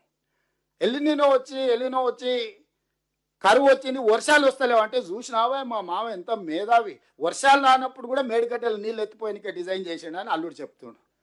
ఏమన్నా అసలు అంటే basic sense or common sense or అసలు కనీస అవగాహన పరిజ్ఞానం ఉన్నోడన్న మాట్లాడే మాటలేనా? ఇక అమాయకంగా ఉన్నోళ్ళు ఉంటే అరే నిజంగానే ఇక్కడంతా కరువు వచ్చింది, మేడిగడ్డ సుందిల్ల అన్నారం నుంచి నీళ్ళు ఎత్తిపోసి ఉంటే మాకందరికి నీళ్ళు వచ్చాయి కదా అని ఉత్తర తెలంగాణ రైతులందరినీ భ్రమలు కల్పించడానికి. వర్షమే వస్తలేదు, నీళ్ళే వస్తలేవు అంటే వరద ఎడికెళ్ళి వచ్చే, వరద వస్తే ఒడిచిపట్టుకోవడానికి ఉన్న అవకాశం ఏంది, ఎత్తిపోసేది ఏంది? ఈ ప్రాజెక్టే ప్రాణహిత చేవెళ్ళ కావచ్చు, లేకపోతే పేరు మార్చిన కాళేశ్వరం కావచ్చు, అత్యధిక వర్షము వరద తుఫాను వచ్చినప్పుడు 2-3 వేల టీఎంసీ సముద్రంలో కలుస్తున్నాయి. ఎంబడెంబడే ఇందులోకి వెళ్ళి పంపులు, లిఫ్టులు, బ్యారేజ్లతో ఎత్తిపోసి శ్రీపాద ఎల్లంపల్లి నుంచి బయటికి తీసుకొచ్చి మల్లన్న సాగరు, కొండపోచమ్మ, రంగనాయక సాగరు, రకరకాల రిజర్వాయర్లు అప్ టు చేవెళ్ళ వరకు నీళ్లు ఫటాఫట్గా తరలించేసి అన్ని పంపులు, లిఫ్టులు పనిచేపించి ఆ నీళ్లు తీసుకెళ్ళి రిజర్వాయర్లలో నల్లు వచ్చినప్పుడు మనం ఇంట్లో బిందెలలో, కుండలలో, చెంబులలో లేకపోతే బకెట్లలో పట్టి పెట్టుకుంటాం. గంట సేపు నల్లు వస్తే ఏం చేస్తాం? ఇంట్లో ఎన్ని ఖాళీ ఉన్నాయో అన్నీ నింపి పెట్టుకొని ఆ పక్కకు పెట్టుకుంటాం. మళ్ళీ 24 గంటలు నల్లు వచ్చే వరకు పొదుపుగా వాడుకుంటాం. ఇదే సూత్రం ప్రాణహిత చేవెళ్ళ కావచ్చు, లేకపోతే ఈరోజు కాళేశ్వరం. అసలు నల్లనే రాలేదు, బిందెలలో నింపు, కుండలలో నింపు, బకెట్లలో పట్టేసి పైన ట్యాంక్కి ఎక్కి మా మామ అయితే అద్భుతంగా ఎక్కిస్తున్నాడని అల్లుడు సర్టిఫికేట్ ఇస్తున్నాడు. ఈరోజు ఈ అన్నిటి పరిస్థితులకు కొడుకేమో మా అయ్య కప్పచెప్ప అని, అల్లుడేమో మా మామ ఎంత గొప్ప సూత్రం కనిపెట్టిండో చూడండి అని నేను ఒకటే అడగదలుచుకున్నా. ఇవాళ 9.5 ఏళ్ళు మీకు అప్పచెప్తే 8,21,000 కోట్ల రూపాయలు అప్పులు చేశారు. 3 ఏళ్లలోనే 38,000 కోట్ల రూపాయల ప్రాణహిత చేవెళ్ళ ప్రాజెక్టును 1,47,000 కోట్ల రూపాయలకు అంచనా పెంచి 1,02,000 కోట్ల రూపాయలు పేమెంట్ చేసి కట్టి ప్రారంభించిన 3 ఏళ్లలోనే కాళేశ్వరం కాస్త కూలిపోయి కూలేశ్వరం అయి కూర్చున్నది. మీకు అందిస్తే చేసిన నిర్వాకం అనేది దీన్ని విధ్వంసం అంటారు. ఫైనాన్షియల్ టెర్రరిస్ట్ అంటారు ఇంగ్లీష్లో. ఆర్థిక ఉగ్రవాది. ఉగ్రవాదం రకరకాలుగా ఉంటుంది,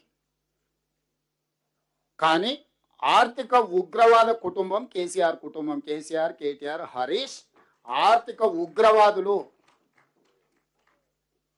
తెలంగాణ యొక్క ఆర్థిక మూలాలను దోపిడీ చేయడమే కాకుండా విధ్వంసం చేసిండ్రు. దీనికి ప్రజా కోర్టులో మొదటి విడతగా ఒక తీర్పు ఇచ్చిండ్రు, రెండో విడతగా గుండుసున్న చేసిండ్రు, మూడో విడతగా ఇంకా చేయాల్సింది ముందుంది. సో ఈ మొత్తం అప్పుడే ఆ నేరాలన్నిటి మాఫ్ అయిపోయినట్టు అప్పుడప్పుడు 15 ఆగస్టుకు 26 జనవరికి నేరగాళ్లకు, తీవ్రమైన నేరాలు చేసిన వాళ్ళకు కూడా అప్పుడప్పుడు క్షమాభిక్ష పెడుతుంటాం వానికి మార్పు వచ్చిందేమని. వీళ్ళు మారేటోళ్ళు కాదు, వీళ్ళు ముసుగు తోడుకొని ఉంటారు. తెలంగాణ ఉద్యమంలో ముసుగు తోడుకొని మభ్యపెట్టి మోసం చేసి అబద్ధాలు చెప్పి అధికారంలోకి వచ్చారు. వచ్చిన కాడి నుంచి దోపిడీకే ప్రాధాన్యత ఇచ్చిండ్రు. ఏ రోజు కూడా తెలంగాణ ఇంట్రెస్ట్లో పని చేయలే. నేను ఎందుకు అథారిటేటివ్గా చెప్తున్నా అంటే ఉద్యమంలో తెలంగాణ ఇంట్రెస్ట్లో ఉద్యమం చేసిన వాళ్ళు ఒక్కరిని కూడా కేసీఆర్కి ఈ పక్కన కానీ ఆ పక్కన కానీ ఉండనియలే. వాళ్ళకి ఇంటిగ్రిటీ లేదా? వాళ్ళకు తెలంగాణ పట్ల అవగాహన లేదా? ఎందుకు దగ్గరికి రానియలే? కోదండరామ్ గారు లాంటి వాళ్ళని చాలామంది తెలంగాణ ఉద్యమంలో ముందున్న వాళ్ళు, కోదండరామ్ గారు కావచ్చు, ప్రొఫెసర్ యాదగిరి కావచ్చు, ఎవరైనా మీరు పాశం యాదగిరి కావచ్చు, లేకపోతే ఏ నిజాయితీగా తెలంగాణ ఉద్యమంలో పాల్గొన్న జడ్జిలు కావచ్చు, లేకపోతే తెలంగాణ మేధావులు కావచ్చు, ఎవరన్నా 10 సంవత్సరాల చంద్రశేఖరరావు అధికారంలో ఈ పక్కనో ఆ పక్కనో కనిపించిండ్రా? ఎందుకంటే ఆయన ఆలోచన వేరు, ఆయన దృష్టి వేరు, ఆయన చేరుకోవాలనుకుంటున్న మజిలీ వేరు, వీళ్ళందరూ అనుకుంటున్నది వేరు. మరి వాళ్ళిద్దరికి ప్రయాణమే పడవ ప్రయాణమే పొంతనే లేదు. ఎందుకు రానిస్తాడు? ఆ పడవ ఎందుకు ఎక్కనిస్తాడు? ఆయన ప్రయాణం తప్పు అని చెప్తే ఇంటి తలుపులు బద్దలు కొట్టి తీసుకుపోయి పోలీస్ స్టేషన్లలో పెట్టాడు. ఈ రోజు కూడా ఏదైతే వీళ్ళు మాట్లాడుతున్నారో, నేను ఉప ముఖ్యమంత్రి గారు ఉత్తమ్ కుమార్ రెడ్డి గారు మిగతా మంత్రుల అనుమతితోటి ఎప్పుడు చెప్తే అప్పుడు చంద్రశేఖరరావు లెటర్ రాస్తే శాసనసభ పిలిచి చర్చ చేద్దాం, వాస్తవాలు అన్నీ మాట్లాడదాం. మాట్లాడినాక ఒకవేళ అసెంబ్లీలో చంద్రశేఖరరావు గారికి ఎందుకు ఇవ్వాలో చంద్రశేఖరరావు గారు కన్విన్స్ చేసిందంటే 100% చంద్రశేఖరరావు గారికి అప్పచెప్తాం. మొత్తం 3కి 3 అప్పచెప్తాం. రాబోయే 3 ఏళ్ళు అప్పచెప్తాం. ఏం చేస్తాడు శేని? వారం రోజులు కాదు, కాళేశ్వరం ప్రాజెక్టు ఎల్ఎన్టీని లేకపోతే మిగతా వాళ్ళని కాంట్రాక్టర్లను తీసేసి హోల్సేల్గా మేజర్ కాంట్రాక్టర్ కింద ఈయనని ఇచ్చేసి ఈయన కింద వాళ్ళందరిని అపాయింట్ చేసి మొత్తం ఆయనకే అప్పచెప్తాం. ఉన్నోళ్ళందరినీ 60C కింద టర్మినేట్ చేస్తావా, లేకుంటే ఆయన కింద వాళ్ళని చేసి ఈయన మొత్తం హెడ్ ఆఫ్ ద కాంట్రాక్టర్గా చేసి వాళ్ళందరూ ఆయన దగ్గర పనిచేసిన వాళ్ళు వాళ్ళే కదా. ఆయనకు కావాల్సిన వాళ్ళు అందరినీ పెట్టుకొని దాన్ని ఎట్లా రిస్టోర్ చేస్తాడో చేయమనుండ్రి. ఇప్పుడు నిజంగానే చంద్రశేఖరరావు గారి వాదనలో బలం ఉంటే, చంద్రశేఖరరావు గారు ఏ తప్పు పాల్పడకపోతే, ప్రమాదవశాత్తు ప్రమాదం జరిగితే చంద్రశేఖరరావు గారు సభ ఎప్పుడు కోరుకుంటప్పుడు నేను పర్సనల్గా స్పీకర్ గారిని రిక్వెస్ట్ చేసి సభ పెడతా. వారు కోరుకున్న రోజులు, వారు కోరుకున్న రోజు శాసనసభ సమావేశాలు ఏర్పాటు చేస్తాం, శాసన మండలి సమావేశాలు ఏర్పాటు చేస్తాం. చంద్రశేఖరరావు గారికి ప్రత్యేక అనుమతి ఇస్తాం మండలికి. వారు పోయి అక్కడ ఉండి మండలి ఉండే సభ్యులను కూడా, లేకపోతే జాయింట్ సెషన్ పెడతాం ఒకటేసారి. స్పీకర్ గారిని కౌన్సిల్ చైర్మన్ రిక్వెస్ట్ చేసి ఎమ్మెల్సీలు ఎమ్మెల్యేలను జాయింట్ సెషన్ పెట్టి ఈ ప్రాజెక్టు మీద కూలంకషంగా చర్చ చేద్దాం వన్స్ ఫర్ ఆల్. నిజంగానే మా అనుభవంలో ఏమైనా మేము తీసుకునే నిర్ణయాల ఆలస్యం ఉంటే వారిని కన్విన్స్ చేయమనుండ్రి. ఎక్స్పర్ట్స్ని కూడా అలౌ చేద్దాము. అడ్వకేట్ జనరల్ ఇట్లా ఎక్స్పర్ట్స్ని మనం సబ్జెక్ట్స్ ఎక్స్పర్ట్స్ని కూడా హౌస్లోకి with speaker permission or council chairman permission మనం అలౌ చేయొచ్చు. ఎక్స్పర్ట్స్ని, అడ్వకేట్ జనరల్ని సభలోకి పిలిచి జాయింట్ సెషన్ ఏర్పాటు చేసి వన్స్ ఫర్ ఆల్ చర్చ చేద్దాం. ఈ ప్రభుత్వం పారదర్శకంగా ఉంది. ఇక్కడ ఉన్న మిత్రులకు నేను స్పష్టంగా చెప్పదలుచుకున్నా, కేసీఆర్ చేసిన తప్పులకు తెలంగాణ ప్రజలకు శిక్ష పడకూడదు. తెలంగాణ ప్రజలు కట్టిన పన్నులు సొమ్ము వృధా కాకూడదు, గోదావరి పాలు కాకూడదు. చాలా ప్రాజెక్టులు కేసీఆర్ కట్టిన వాటిని వినియోగిస్తలేమా? సెక్రటేరియట్ కట్టిన వాడుకుంటూ వదిలేసినామా? తమిళనాడులో అట్లనే కడితే దాన్ని వేరే దానికి ఇచ్చిండ్రు. ఇంకొకటి ఏదన్నా కేసీఆర్ ఏదన్నా చెప్తే ప్రజలకు పనికొచ్చేది ఉంటే షాదీ ముబారక్ అయినా, కళ్యాణ లక్ష్మి అయినా, రైతు బంధు అని ఆయన పెడితే దాన్ని 2000 పెంచి రైతు భరోసా చేసి ఇంకా పెంచి ఇచ్చినాం కదా. ఇగో ఇది కూడా ఆయన కోసం కట్టుకుంటే మేము ప్రజల కోసం వాడుతూనే ఉన్నాం కదా. దీన్ని ప్రజాభావం చేసి ప్రజలకు అందరికి అవకాశం ఇచ్చినాం కదా. ఎవరైనా రావచ్చు, ఎవరైనా పోవచ్చు, ఎవరైనా చూడవచ్చు. అయితే సీతక్క దగ్గర లేకపోతే బట్టల దగ్గర షాయద అయిపోవచ్చు. సమయానికి వస్తే భోజనం కూడా పెడతారు వాళ్ళు. ఎవరిని ఈ గేట్లు ఎప్పుడైనా మూసిండ్రా? ఈ డిసెంబర్ 7, 2023 తర్వాత ఎవరైనా వస్తపోతే చూడాలి. ఎప్పుడైనా గేట్ బంద్ అయిందా? ఆ రోజు గద్దరాన్ని వస్తే గాడ బయట గంటల కొద్ది ఎండ కూర్చోబెట్టారు. మనం వచ్చిన తర్వాత ఇది ఎప్పుడైనా మూత పడ్డదా? నిత్యాన్నదానం జరిగినట్టు ఇక్కడ అందరూ వచ్చిపోతూనే ఉన్నారు కదా. చిన్నది పెద్దది ఏదున్నా ప్రజలకు ఏ రకంగా వాడుకుని ఆయన ఉద్దేశం ఏ ఉద్దేశంతో కట్టినా ప్రజలకు ఉపయోగపడేది ఉంటే ఆ ఉద్దేశాన్ని మార్చినాం తప్ప వినియోగాన్ని ఆపలేదే. నిజంగానే ఇయ్యాల మేడిగడ్డ, అన్నారం, సుందిల్లా ప్రజలకు ఉపయోగపడేది ఉంటే రాత్రి బవల్నాడు పోయి కూర్చొని చేపించి వినియోగించే వాళ్ళము. నిజంగా ఏమి చెయ్యలేని నిస్సహాయ పరిస్థితులు ఉన్నాము, అసహనంగా ఉన్నాము. బాధ, కోపం కూడా ఉంది. 1,00,000 కోట్లు పెట్టింది, ఇట్లా అయిపోయింది. నేరగాళ్ళని శిక్షించలేకపోతున్నాం, దీన్ని వినియోగించలేకపోతున్నాం. అధికారం వచ్చి 30 నెలలు అయింది. ప్రజలందరూ వీళ్ళని ఉరిదీయాలని కోరుకుంటే నియమ నిబంధనలు అడ్డం వస్తున్నాయి అని మేము అనుకుంటున్నాము. కమిషన్ ఇచ్చిన report as it is where it is. మన గవర్నమెంట్ ఆఫ్ ఇండియా సిబిఐకి అంతకుముందు కేంద్ర మంత్రి గారు అన్నారు, మాకు అప్పచెప్పరు, 48 గంటలలో అందరిని లోపలేస్తామని. ఎన్ని రోజులైంది ఇచ్చి డేట్ కూడా చెప్తా, మళ్ళీ అదెందుకు ఇంకా ఈ కొంచెం ఆపేది. 2025 జూలై 31 జ్యుడిషియల్ కమిషన్ 645 పేజీల నివేదికను రాష్ట్ర ప్రభుత్వానికి సమర్పించింది. 2025 ఆగస్టు 31 అసెంబ్లీలో ఈ నివేదికపై చర్చ జరిగింది. అదే రోజున మేడిగడ్డ అన్నారం సుందిల బ్యారేజ్ల నిర్మాణంలో అవకతవకలు, అవినీతి ఆరోపణలై విచారణకు సిబిఐకి అప్పగించాం. 2025 సెప్టెంబర్ 1వ తేదీన ఈ కేసును సిబిఐకి అప్పగిస్తూ జీవో నెంబర్ 104 రాష్ట్ర ప్రభుత్వం జారీ చేసి మొత్తం ఇచ్చింది. సెప్టెంబర్ పోయి మళ్ళీ సెప్టెంబర్ రానికి వస్తుంది. మరి ఆ నుంచి బయలుదేరి నడుచుకుంటూ వస్తురేమో మా బటన్ అని అడిగి మళ్ళీ ఏమన్నా ఇచ్చి సిబిఐ అధికారులకు మరి విమానమో బస్సో కారు పంపన్న, మరి నడుచుకుంటూ వస్తే చాలా టైం పట్టేటట్టుంది ఢిల్లీ నుంచి. ఈరోజు ఈ నేపథ్యంలో ఎదురుదాడి చేసి పాత అన్నీ మర్చిపోయినరు, మళ్ళీ కొత్త రాగం తీయాలని కొత్త రాగం ఫస్ట్ పిల్లలతో తీపిస్తున్నాడు. ఇది జర వినసొప్పుకుంటే ఆయన దిగుతాడు, లేకపోతే మళ్ళా రాగం మారుస్తాడు దీన్ని ఇట అట అని.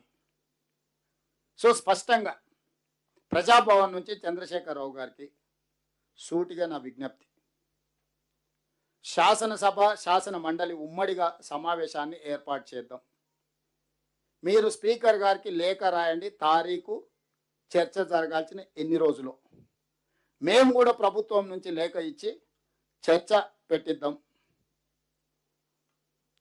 ఏ మాత్రం కూడా మీ గౌరవానికి, మీ మర్యాదకు, మీ చర్చకు అడ్డు రాకుండా సభను సజావుగా నడిపించే విధంగా మా లెజిస్లేటివ్ అఫేర్స్ మినిస్టర్ మిత్రులు శ్రీధర్ బాబు గారు బాధ్యత తీసుకుంటారు. నేను వారికి సహకరిస్తాను. నేను స్పీకర్ గారిని కూడా విజ్ఞప్తి చేస్తాను, హౌస్ను ఆర్డర్లో పెట్టి చంద్రశేఖరరావు గారు ఏ ఉద్దేశంతో ఏ విధానంతో, స్పీకర్ సార్ కూడా ఇక్కడ ఉన్నారు, వారికి కూడా నేను విజ్ఞప్తి సార్. ఆయన సీనియర్ లెజిస్లేటర్, 10 years చీఫ్ మినిస్టర్గా పనిచేశారు, 9.5 years. ఆయన గౌరవానికి ఆయన మర్యాదకు భంగం కలగకుండా ఎవరైనా భంగం కలిగించేటట్టు వాళ్ళ పట్ల మీరు కఠినంగా చర్యలు తీసుకోండి. వాళ్ళ సభలో నుంచి బయట కూర్చోబెట్టండి. వారు ఏమేమి మాట్లాడుతారో మొత్తం చెప్పమని ఉండ్రి. నిజంగానే నిపుణుల కంటే మేధావిగా చంద్రశేఖరరావు గారు ఏదైనా సూచన చేస్తే డెఫినెట్గా ఈ ప్రభుత్వం అడాప్ట్ చేసుకుంటుంది. మాకు కావాల్సిందే అది కదా. ఇన్ని ఎక్స్పర్ట్స్ కమిటీలను, ఇన్ని ఎక్స్పర్ట్ ఏజెన్సీలను ఎందుకు ఎంగేజ్ చేస్తున్నాం విత్ ఫీ? జరిగిన తప్పిదాన్ని సరిదిద్దుకోవడానికి. సరిదిద్దడం ఇంకో పెద్ద తప్పుగా మారింది అనుకో, అది అత్యంత ప్రమాదకరంగా మారుతుంది. సరిదిద్దే ముసుగులో చిన్న తప్పు కంటే ఇంకా పెద్ద తప్పు జరిగిందనంటే నష్టం వస్తుంది. కాబట్టి అందుకే ఎక్స్పర్ట్స్ ఒపీనియన్కి ప్రాధాన్యత ఇస్తున్నాము, అందుకే ఫీజు ఇచ్చి ఎంగేజ్ చేస్తున్నాము, ఉచిత సలహాలు కాకుండా. మరి ఎందుకు మీరు ముందుకు రారు? మీకు బాధ్యత లేదా? మీరు జీతభత్యాలు తీసుకుంటలేరా? మీకు హోదా లేదా? మీకు జీతభత్యాలు ఉన్నాయి, ప్రతిపక్ష నాయకుడు హోదా ఉంది, ప్రజలు మీరు సభకు వచ్చి మాట్లాడాలని చెప్తున్నారు, మేము విజ్ఞప్తి చేస్తున్నాం. ఇన్ని రకాలుగా చెప్పినా మీరు తప్పించుకుంటున్నారంటే మీరు చేసిన నేరము ఘోరం మీకు తెలుసు, అందుకే మీరు మొహం చాటేస్తున్నారు. దాన్ని కప్పిపుచ్చుకోవడానికి బేసరంగా అబద్ధాలు చెప్పేటోళ్ళని ఊరి మీదకి వదిలి మమ్మల్ని టార్గెట్ చేసి మాట్లాడుతున్నారు. ఇది తెలంగాణకు, తెలంగాణ సమాజానికి ఏ మాత్రం కూడా ఉపయోగం కాదు. ఇక లోన్ల గురించి దాదాపుగా 97,000 కోట్ల రూపాయల లోన్ తెస్తే కాళేశ్వరంలో ఒక్క 25-26 ఫైనాన్షియల్ ఇయర్లో 33,574.11 కోట్ల రూపాయలను మనం అప్పు కట్టినాం. ఓన్లీ కాళేశ్వరం కార్పొరేషన్ అప్పు ఓన్లీ 1 ఫైనాన్షియల్ ఇయర్ 2025-26 అంటే ఏప్రిల్ 1, 2025 నుంచి మార్చి 31, 2026 12 నెలలల్లా మన ప్రభుత్వము కాళేశ్వరం ప్రాజెక్టు మీద చంద్రశేఖరరావు గారు తెచ్చిన 97,000 కోట్ల పైచీలకు అప్పుకు 33,574.11 కోట్ల రూపాయలు అప్పు చెల్లించినవా? చుక్క నీరు తాగకుండా, చుక్క నీరు తీసుకోకుండా, రైతుకు అనా పైసా ప్రయోజనం లేకుండా ప్రజల సొమ్ము, ఆయన చేసిన అప్పులకు తప్పులకు ఒకే ఒక్క ప్రాజెక్టు మీద ఇంత సొమ్ము చెల్లించినాం. ఈ 30 నెలల్లో మనం చేసిన అప్పు రమారమి 1-2 ఇక్కడ అక్కడ 1,80,000 కోట్ల రూపాయలు రఫ్లీ మనం అప్పు చేస్తే 30 నెలల్లో మనం తిరిగి చెల్లించింది 2,08,000 కోట్ల రూపాయలు చెల్లించినాం. చంద్రశేఖరరావు గారు చేసిన అప్పులకు తప్పులకు మేము మళ్ళీ అప్పులు చేసి దాన్ని అసలు మితి కట్టాల్సి వస్తుంది. 30 నెలల్లో మన తెలంగాణ రాష్ట్ర ప్రభుత్వం ఆన్ అండ్ యావరేజ్ 1,80,000 కోట్ల రూపాయలు అప్పు చేస్తే ఆన్ అండ్ యావరేజ్ ఈ 30 నెలల పరిపాలనలో 2,08,000 కోట్ల రూపాయలు అప్పు చెల్లించినాం. ఇది తెలంగాణ ఫైనాన్షియల్ స్టేటస్. అయినా షాదీ ముబారక్, కళ్యాణ లక్ష్మి, రైతు భరోసా ఏ స్కీమ్ ఆపుకుంటా రేషన్ కార్డులు ఇచ్చినాం. 3,28,28,000 మంది పేదలకు 6 కిలోల సన్నబియ్యం ఇచ్చినాం. 50 లక్షల మందికి 200 యూనిట్లు ఉచితంగా ఇచ్చినాం. 55 లక్షల కుటుంబానికి 500 రూపాయలకి సిలిండర్ ఇచ్చినాం. 4.5 లక్షల పేదలకు 5 లక్షల రూపాయలు ప్రతి ఇందిరమ్మ ఇల్లుకు ఉచితంగా ఇచ్చినాం. ఇవాళ గ్రామాలలో మీరు దాదాపుగా 9,000 కోట్ల పైచలకు మనం ఈరోజు చెల్లించినాం. రైతు భరోసా సంవత్సరానికి ఎకరాకు 10,000 ఆయన ఇస్తే 2,000 పెంచి సంవత్సరానికి 12,000 కింద 36,000 కోట్ల రూపాయలు ఇప్పటికీ రైతు భరోసా కింద 30 నెలల్లో మనం ఖర్చు పెట్టినాం. ఉచిత విద్యుత్ 24 గంటలకు ప్రతి సంవత్సరం ప్రతి నెల 1,100 కోట్ల రూపాయలు యావరేజ్గా 30,000 కోట్ల రూపాయలు ప్రభుత్వం తరఫున ఉచిత విద్యుత్కు చెల్లించినాం. 20,617 కోట్ల రూపాయలు 2 లక్షల వరకు రైతు రుణమాఫీ, 25,35,000 మంది రైతులకు రైతు రుణమాఫీ చెల్లించినాం. 8,000 కోట్ల రూపాయలు ప్రభుత్వ ఉద్యోగస్తులకు బకాయిలు పెట్టిపోతే కరెక్ట్ 60 రోజులలో నియమనని 4,000 కోట్లు, 2,000 అంతకుముందు నెలకి 750 కోట్లు ఇచ్చేది. అది కూడా సరిపోతలేదని వాళ్ళు వస్తే మన చర్చల్లో భాగంగా 4,000 కోట్ల రూపాయలు 60 రోజుల్లో ఇచ్చిన, వచ్చే నెల 100 రోజుల్లో 6,000 కోట్లు ఇస్తాను. ఇప్పటికి 4,000 కోట్లు రిటైర్మెంట్ ఎంప్లాయీస్ బెనిఫిట్స్ రిలీజ్ చేసినాం. ఆర్టీసీ నష్టపోయి అమ్ముకొని ఆత్మహత్యలు చేసుకొని ఉంటే ఈరోజు పొన్నం ప్రభాకర్ గారు ఇక్కడనే ఉన్నారు. 1,000 కోట్ల లాభాలకు తీసుకొచ్చినాం. ఈరోజు RTC profit making business 1,000 crores they have made profit. ఆర్టీసీని లాభాల బాట పట్టించినాం. 60,000 కోట్ల రూపాయలు మహిళలకు బ్యాంక్ లింకేజ్ ఇచ్చినాం. 0 వడ్డీ మీద 2,000 కోట్ల రూపాయలు ఆడపిల్లల తరఫున వడ్డీ చెల్లించినాం. బతుకమ్మ చీరలలో కూడా దోపిడీకి పాల్పడితే బ్రహ్మాండమైన చీరలు ఈరోజు ఇందిరమ్మ చీరల్ని మనం పంచిపెట్టినాం. ఆయన ఇచ్చిన పథకాలు అన్నిటికన్నీ కొనసాగించి ఒక్క అవినీతి నాపితే ఇన్ని పథకాలు చేసినాం. ఇన్ని పథకాలు ఈరోజు మీరు ఇంతమంది ఉన్నారు, మీరు ఎవ్వరు మాట్లాడతలేరు.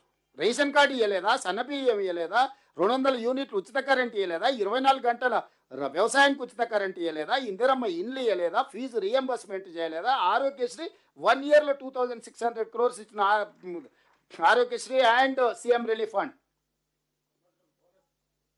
500 రూపీస్ బోనస్ ఇచ్చినాం. అంతకుముందు ఒడ్లు వండిస్తే ఊరేసుకుంటూ అంటే కనీస మద్దతు ధరతో పాటు 500 రూపాయలు బోనస్ ఇచ్చినాం. 3,000 కోట్లు బోనస్ పే చేసినాం. డైట్ ఛార్జెస్ 40% పెంచినాం. కాస్మెటిక్ ఛార్జెస్ 200% పెంచినాం. బడి పిల్లలకు బ్రేక్ఫాస్ట్ ఇచ్చినాం. లంచ్ క్వాలిటీ పెంచినాం. ఏ స్కీమ్ ఆపినాము? 8,21,000 కోట్ల రూపాయలతో ప్రభుత్వాన్ని అప్పచెప్తే కేసీఆర్ ప్రజలకు ఉపయోగపడే మొదలుపెట్టిన స్కీమ్ లేదా ఉమ్మడి ఆంధ్రప్రదేశ్ నుంచి మనకు వారసత్వంగా సంక్రమించిన ఒక్క స్కీమ్ అయినా ఏదన్నా ఆపినా? అదనంగా ఇన్ని స్కీమ్లు ఇచ్చినాయి కదా, మీరు ఎందుకు ధైర్యంగా మాట్లాడతలేరు? ఎందుకు ఘాటుగా తిప్పికొడతలేము? మనం టెంపుల్స్ కావచ్చు, ఎండోమెంట్స్ కావచ్చు, వెల్ఫేర్ కావచ్చు, డెవలప్మెంట్ కావచ్చు, సుదీర్ఘకాలంగా ఉన్న వర్గీకరణ కావచ్చు, 100 సంవత్సరాల నుంచి వెనుకబడిన కులాల లెక్కలు లేకపోతే లెక్కలు తీసినాం కదా.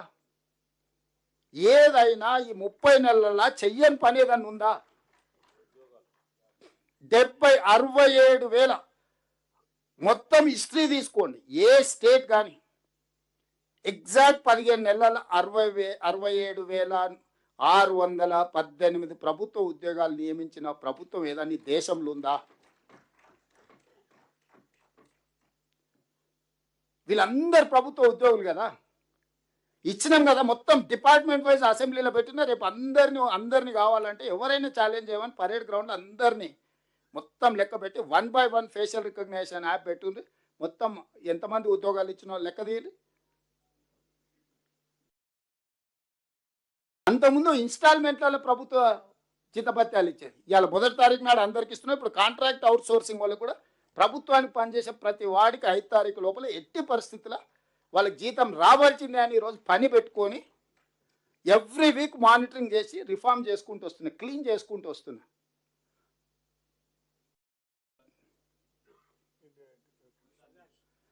వరిధాన్యమే కాకుండా integrated schools, education system reforms ఎంత ఎవ్రీ ఇయర్ 56,000 తగ్గుకుంటూ పోయారు గవర్నమెంట్ స్కూల్స్లలో. లాస్ట్ 2 నెలల నుంచి లాస్ట్ టైం 50,000, ఈసారి 1,50,000 స్టూడెంట్స్ పెంచారు. ఫస్ట్ టైం గవర్నమెంట్ గ్రాఫిక్లో పెరుగుతుంది గవర్నమెంట్ స్కూల్స్లలో. పిల్లలు నమ్మకంతో జాయిన్ అవుతారు. అన్ని టెంకాయలు కొట్టిపోయిండు, టిమ్స్, నిమ్స్, అల్వాలు, ఎల్బీ నగరు, వరంగల్, ఉస్మానియా అని టెంకాయలు కొట్టుడు తప్ప తట్ట మట్టన్న తీసిండా? అన్ని ఇవాళ మనం కంప్లీట్ అయితే వాడు పోయి ఫోటోలు దిగుతుండు. శిల్పారామంలో ట్యాంక్ బండ్ మీద పోయి ఆ మధ్యలో సెల్ఫీ దిగి సెల్ఫీ డబ్బా కొట్టుకోడు. ఎవడా మీ తాత కట్టినాడు శిల్పారామం. ఇప్పుడు సేమ్ సనత్ నగర్ టిమ్స్ దగ్గర పోయి ఫోటోలు దిగుతున్నాడు సిగ్గు లేకుండా. దేవుడు సిగ్గు ఎట్లా పెట్టలేదో నాకు అర్థం కాలే. వాళ్ళ డిక్షనరీలోనే లేనట్టుంది సిగ్గు అని పదం. కుటుంబం మొత్తం సిగ్గు తప్పిపోయారు. ఇప్పుడు కుటుంబానికి మొత్తం తెలంగాణలోని అన్ని కుటుంబాలకు అసలు 5 లక్షల లైఫ్ ఇన్సూరెన్స్ చేయాలని పెట్టుకున్నాం. రేపు ఇందిరమ్మ బర్త్డే రోజు అఫీషియల్లీ కంప్లీట్గా తెలంగాణ రాష్ట్రంలో పుట్టడమే అదృష్టం అనే విధంగా ఈరోజు ప్రతి వాడికి తెలంగాణలో ఉన్న ప్రతి కుటుంబానికి 5 లక్షల రూపాయలు ప్రభుత్వమే ఇన్సూరెన్స్ కడుతుంది. ఎక్కడన్నా దేశంలో ఈ పథకం ఉందా? ఎక్కడన్నా దేశంలో సన్నబియ్యం ఉందా? ఎక్కడన్నా దేశంలో సంవత్సరంలో 67,000 ఉద్యోగాలు ఇచ్చిరా? ఎక్కడన్నా అడిగిన వాళ్ళందరికీ రేషన్ కార్డులు ఇచ్చిందా? ఎక్కడైనా భారతదేశం మొత్తం మీద పేదవాడికి ఇస్తే 5 లక్షల రూపాయలు ఉచితంగా ఇచ్చే పథకం భారతదేశంలో ఎక్కడన్నా ఉందా? నేను ఛాలెంజ్ చేస్తున్నా ఎవరినైనా. ఆరోగ్యశ్రీని కూడా 10 లక్షలు చేసిన. గల్ఫ్ బాధితులు చచ్చిపోతే 5 లక్షల రూపాయలు ఆ కుటుంబానికి శవాన్ని తెప్పించడమే కాకుండా ప్రమాదవశాత్తు చనిపోతే 5 లక్షల రూపాయలు ఆ కుటుంబాలను ఆదుకోవడానికి కూడా పథకం పెట్టిన. అక్కడనే వినోద్ గారు ఉన్నారు కదా. మీరు అడిగింది ఏంది చేయలేదు, ప్రతిదీ చేస్తున్నాం. ఇది కూడా కేసీఆర్ కోసం కాదు. ఇప్పుడు ఇది కాళేశ్వరం రిలేట్, ఇది ప్రజలకు అవసరం ఉన్నది. దీన్ని జాగ్రత్తగా చేయాలనేది మన ఆలోచన. వాళ్ళు హడావిడి పెట్టిరని, తొందర పెట్టిరని మనల్ని అటు ఇటు చేసి ఏదో ఒకటి చేసి అది గుల కొడితే వీళ్ళే కుట్రతోని దాన్నే మనం బాంబులు పెట్టి పేల్చినామని మాటలు మాట్లాడారు. ఎంత బుర్ర తక్కువ అంటే మరి అమెరికాలో ఏం చదువుకున్నాడో నాకు తెలియదు కానీ మరి వేరే దోస్తులు వేరే చెప్తుంటారు. బాంబులు పెట్టి పేలిస్తే గాల్లోకి వెళ్తుందా భూమిలోకి పోతుందా? మా వీరేషన్ చెప్పాలి. ఎన్నో బాంబులు పెట్టి పేలిస్తే ఏదైనా మనం బాంబు పెడితే అది ఏడైనా పెట్టు గాల్లోకి లేస్తుంది కదా, పైకి లేస్తుంది కదా. మళ్ళీ కాళేశ్వరంలో మేడిగడ్డ బ్యారేజ్ భూమిలోకి పోయింది కదా, బాంబులు పెడితే భూమిలోకి ఎట్ట పోతుంది? బుద్ధి ఉందా? అన్నం తింటుండా, గడ్డి తింటుండా? మాట్లాడేటప్పుడు బుర్రనాన్ని ఉపయోగించాలి కదా. పోనీ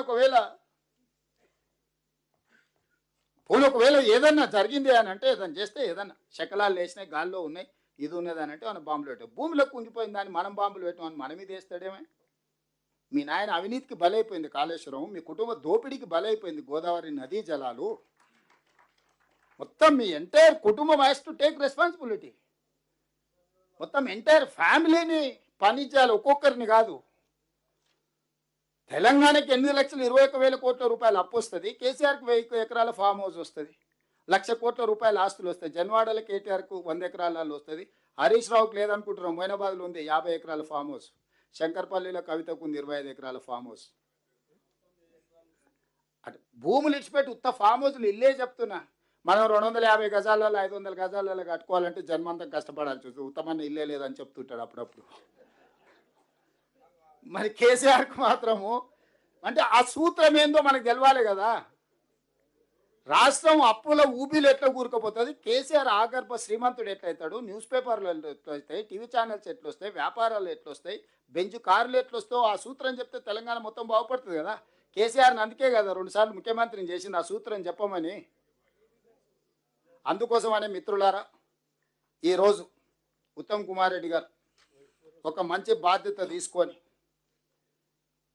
ఈ కార్యక్రమాన్ని ఏర్పాటు చేసి మనందరికీ అవగాహన కల్పించి, దీంట్లో రాజకీయం ఉంది, సాంకేతికం ఉంది, అన్నీ ఉన్నాయి, ప్రజల ప్రయోజనం ఉంది, రైతుల విశ్వాసం ఉన్నది.